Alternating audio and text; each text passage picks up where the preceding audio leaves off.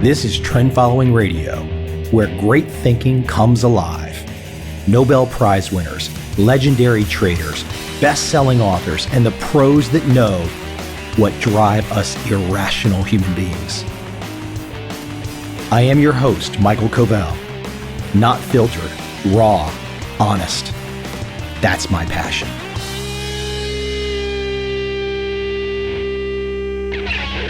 Yeah, I know. I've played the We're in the Money clip from Ginger Rogers, circa 1933. I've played it many times in this podcast.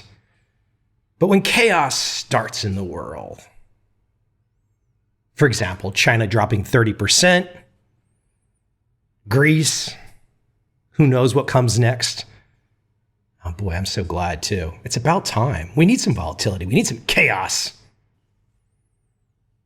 But that classic song with Ginger Rogers,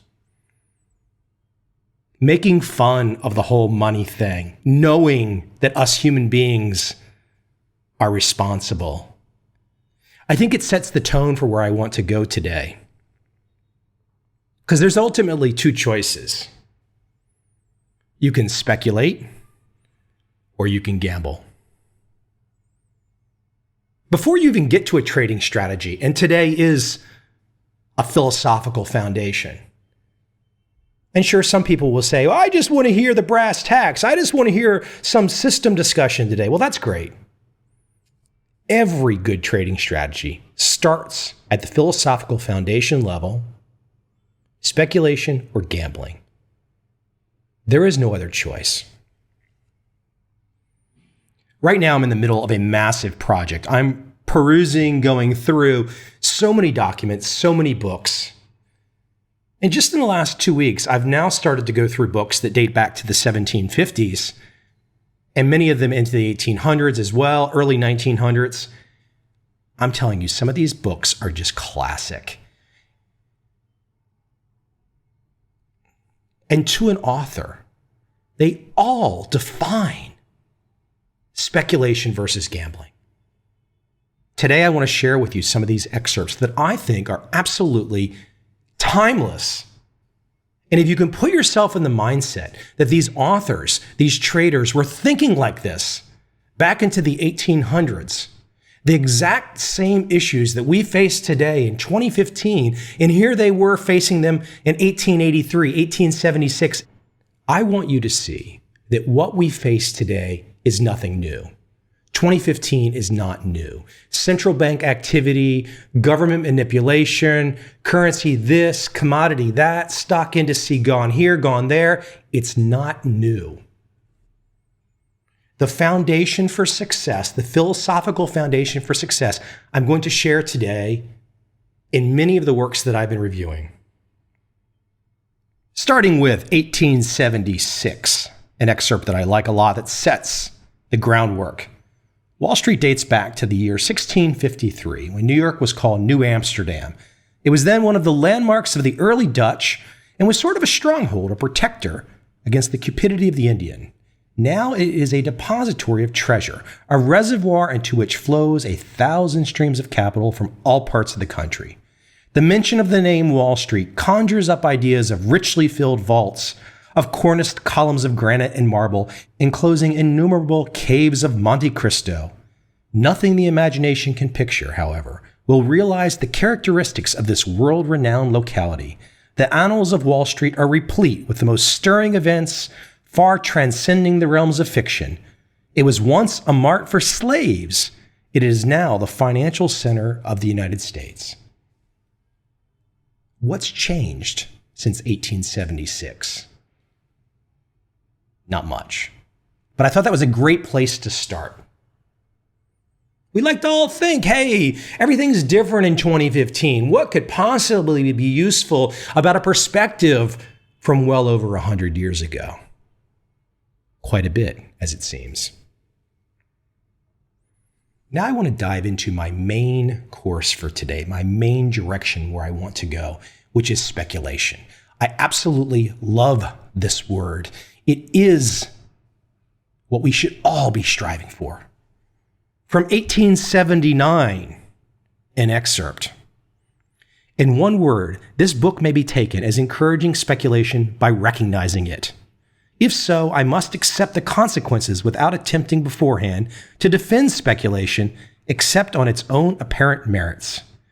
That it has merits, all must allow, and the more readily will the value of speculation, its value to the nation, as much as to the merchant be admitted, if my readers will be so good as to separate in their own minds speculation from mere gambling. In the one case, men conduct business with their eyes open. In the other, they rush blindly into operations without considering the pros and cons. This book attempts to show broadly the considerations to which a man's eyes should be open when engaging in such operations, and cannot therefore be accused of encouraging mere gambling. It continues.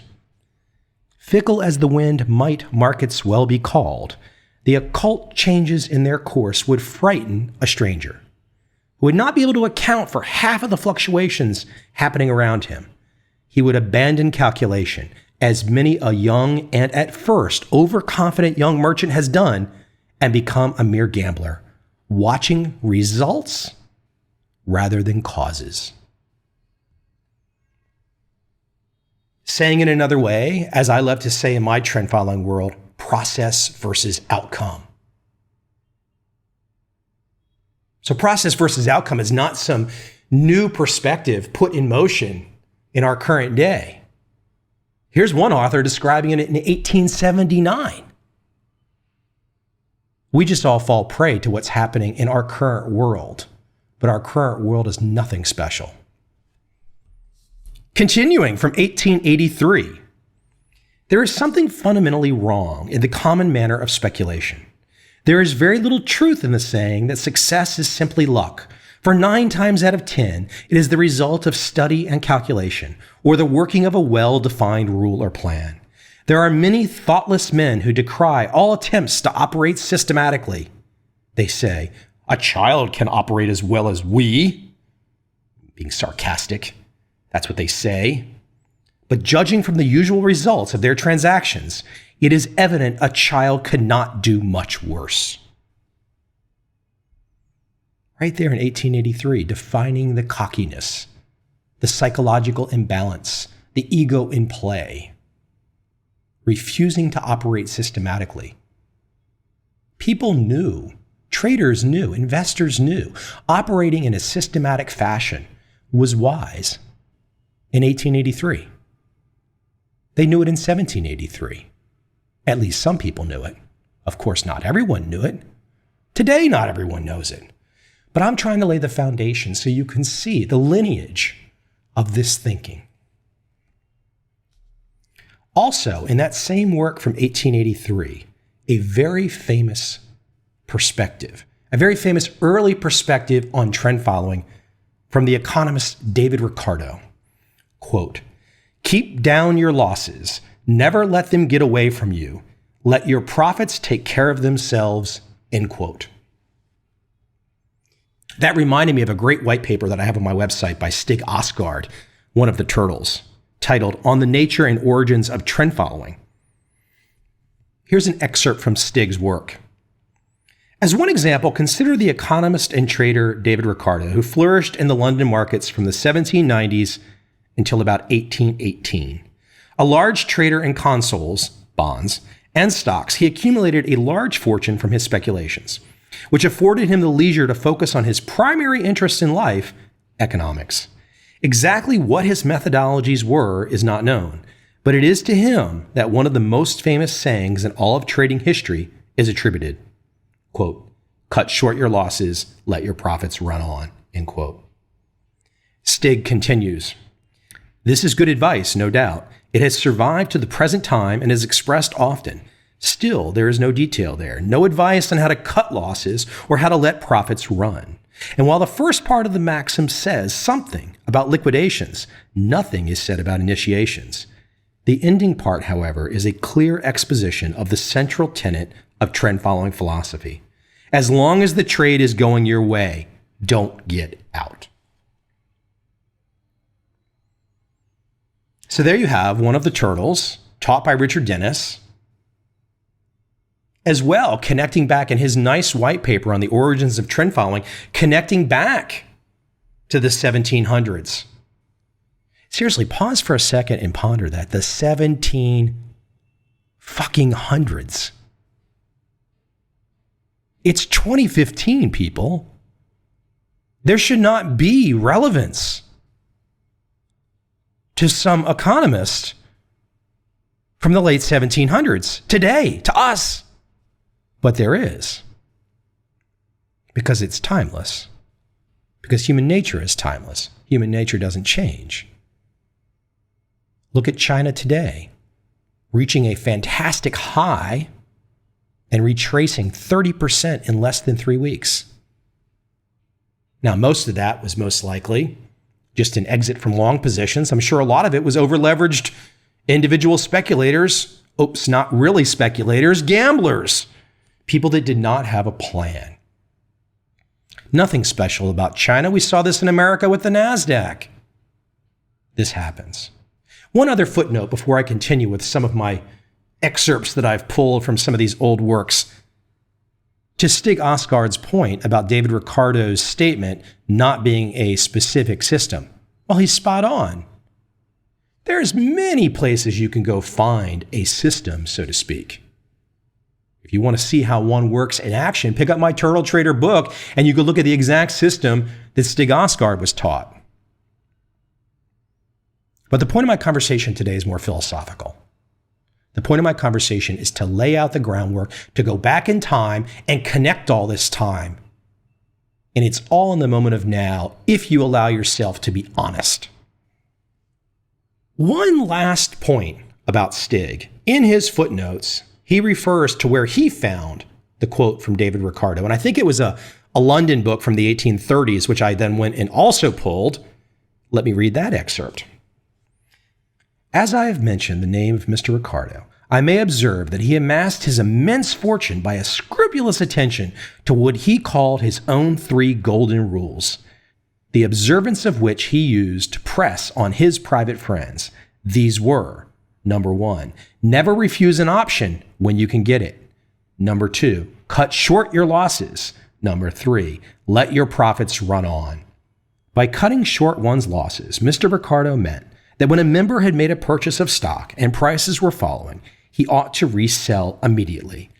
And by letting one's profits run on, he meant that when a member possessed stock and prices were rising, he ought not to sell until prices had reached their highest and were beginning again to fall. These are indeed golden rules and may be applied with advantage to innumerable other transactions than those connected with the stock exchange. That is from 1830. I'm pretty sure it's 1830. I don't have the exact date for that one in front of me, but if you call me wrong, I'm almost positive it's 1830.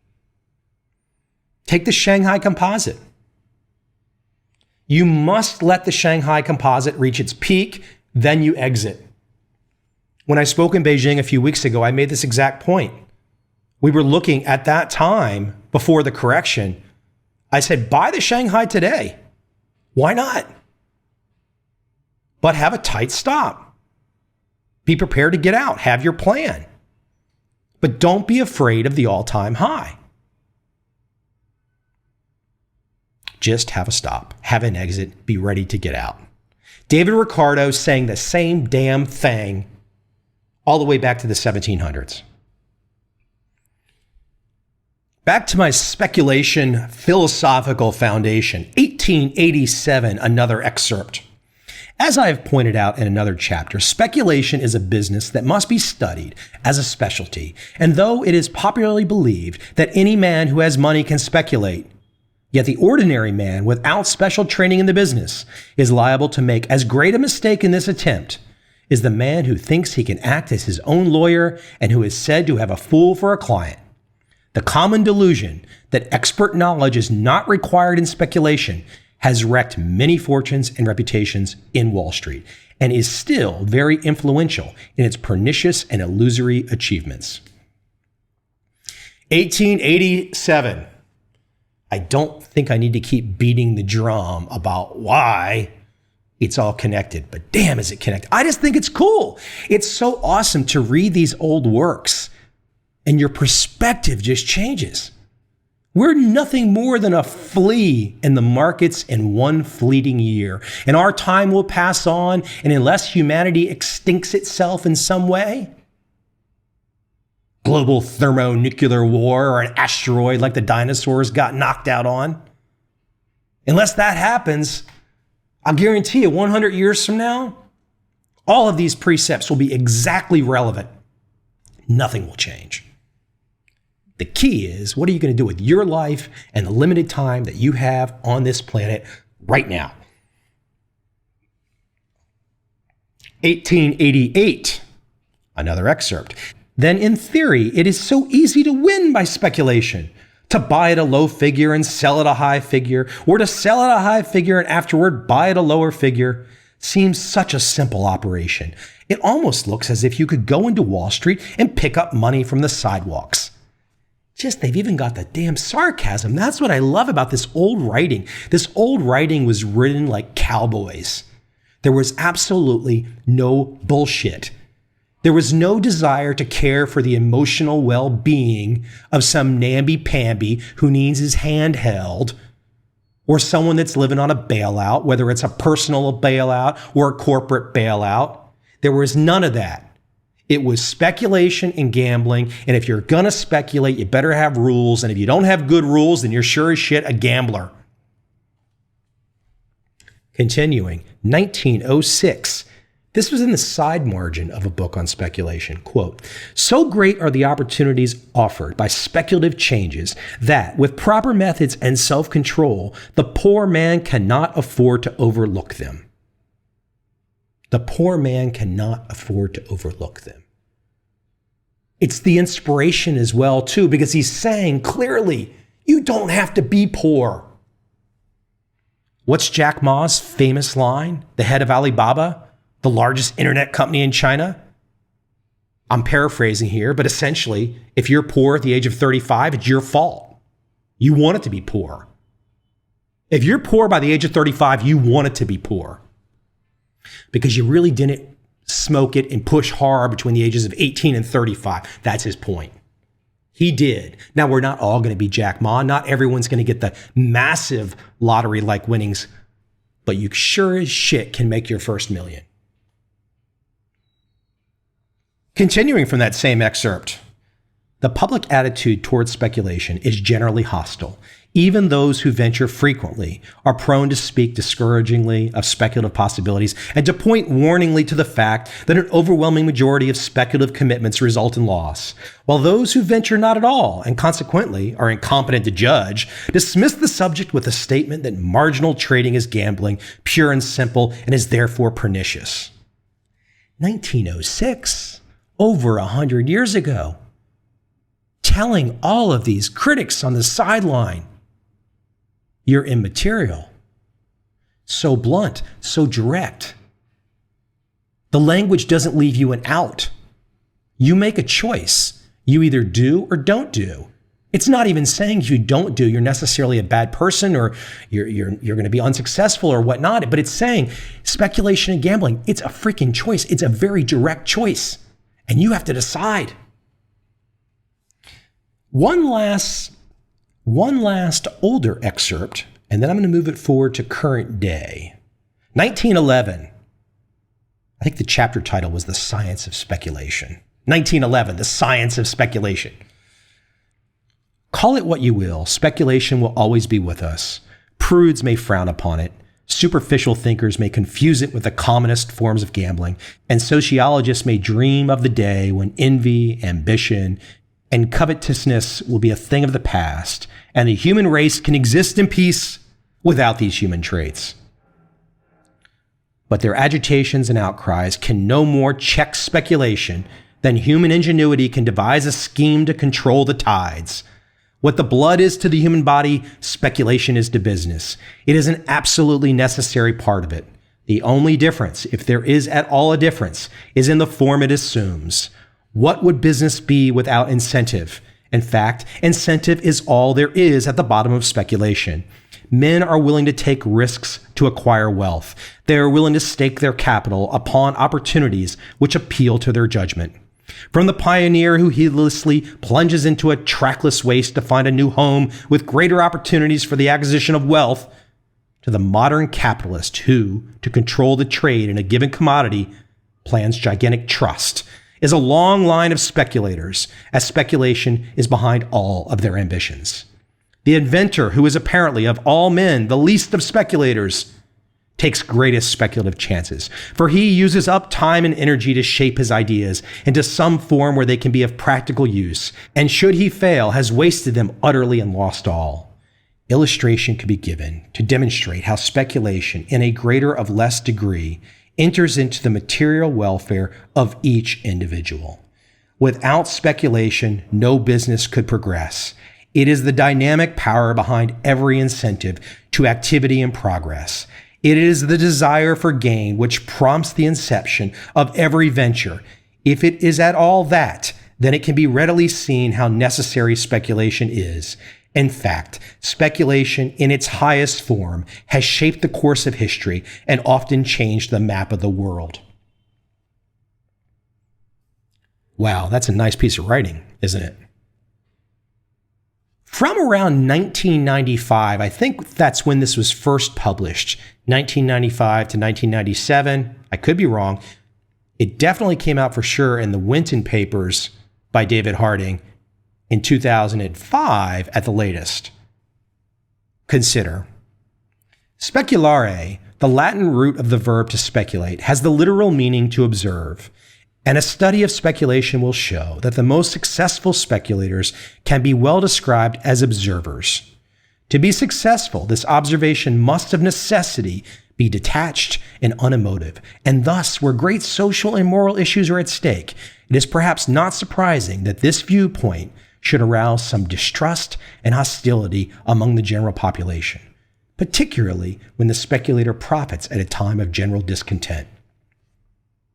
Yet this detached observation is clearly in the spirit of the natural scientist, and the act of speculating for money is in the spirit of the empirical scientist, restless yearning to add to empirical knowledge and put theories to test.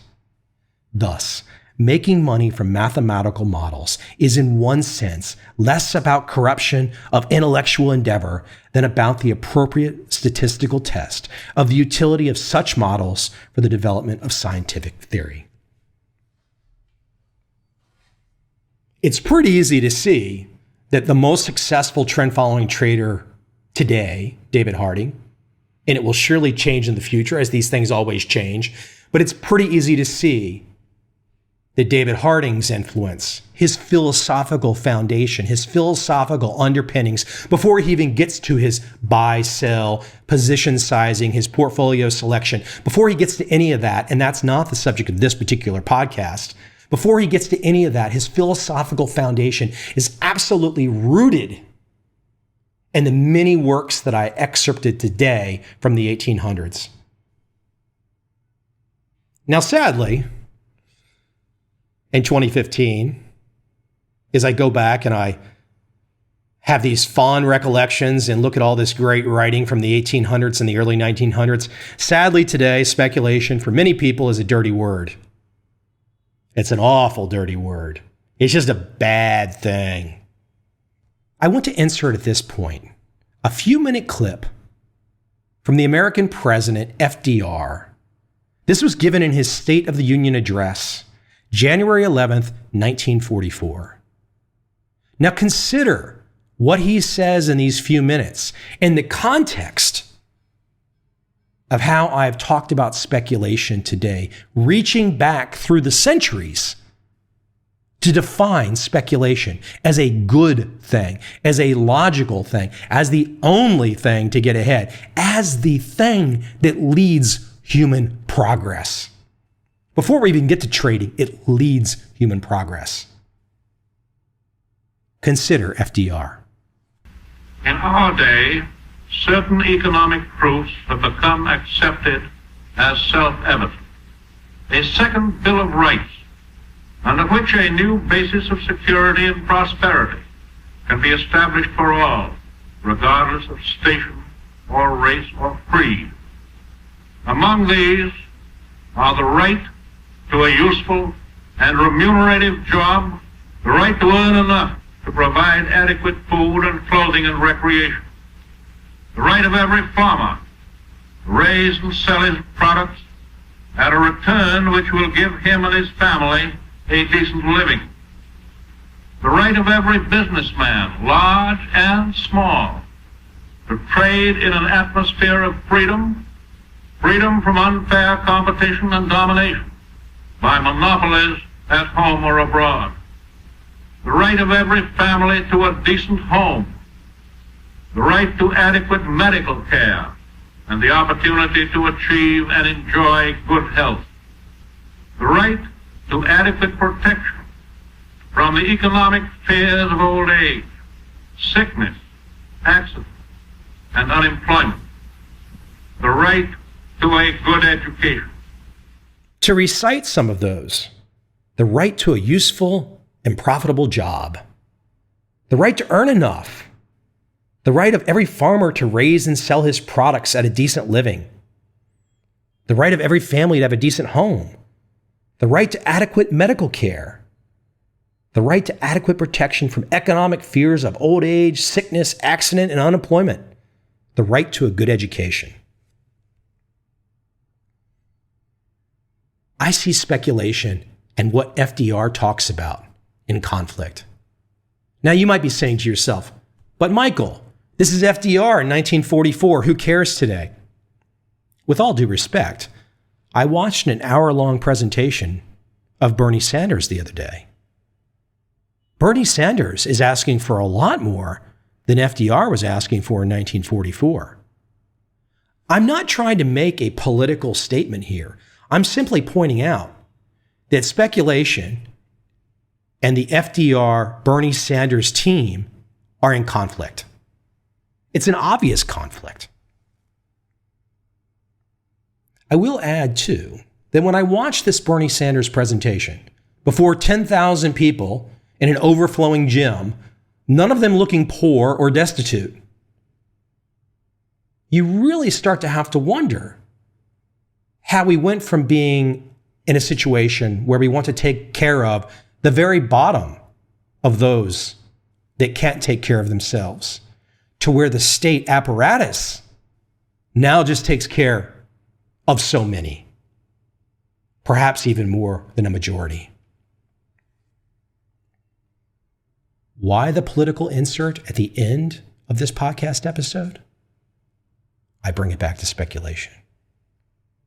If the notion of speculation is exciting to you, if the idea of speculation seems logical, it seems like, wow, I've got a philosophical grounding to move forward. Now that I have my philosophical foundation, I see where I sit in terms of speculation. I know speculation is an honorable pursuit. Now I have my rules. Now I can go forward. Well, it's fantastically optimistic to see so many people not caring about speculation, so many people that have tuned out, so many people that only think their way to make it is to be in a gym listening to one man running for political office as their speculative savior. Because that's why they're there. They're speculating that this particular politician, and I don't care right or left, everyone is speculating that a particular politician will save them. I say, go back to the old masters. Go back to the writings of the 1800s. Look at the solid thinking of these very smart men that came hundreds of years before us. Don't pay attention to the distractions of the day. The philosophical foundation, that's the starting point. You must have that to move on to any form of trading success, and especially trend following trading success.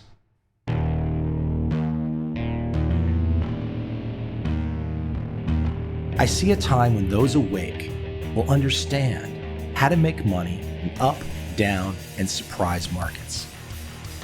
Whether new trader or experienced, college student or financial advisor, protecting against a crash or just trying to make a lot of money, trend following offers everyone an answer in uncertain times. To get started immediately, send me an email, michael@covel.com. I will send you the right trend following steps to take along with my free video. But if you want to buy and hold, trust the government and trust Wall Street, this is absolutely not for you.